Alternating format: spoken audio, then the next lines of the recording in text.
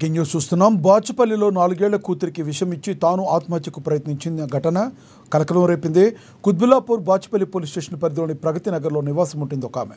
భర్త ఇంట్లో లేని సమయంలో కూతురికి విషం ఇచ్చి ఆ తర్వాత ఆమె ఆత్మహత్యకు పాల్పడింది. కాసేపట్లో ఇంటికి వచ్చిన భర్త వెంటనే వారిని ఆసుపత్రికి తరలించారు. ఆసుపత్రికి తరలించేలోపే చిన్నారి ప్రాణాలు విడిచింది. ప్రస్తుతం తల్లి కుకట్పల్లి ప్రసాద్ ఆసుపత్రిలో చికిత్స పొందుతుంది.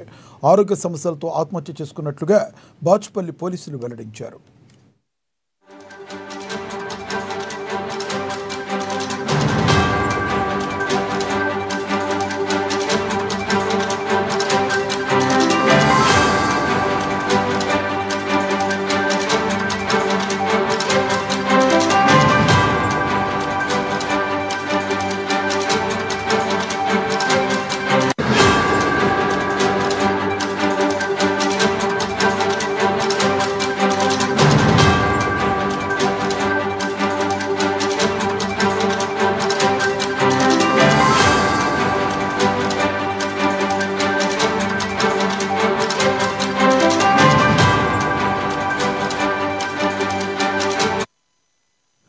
బాచుపల్లిలో 4 ఏళ్ల కూతురికి విషమిచ్చి తాను ఆత్మహత్య చేసిన ఘటన కలకలం రేపింది.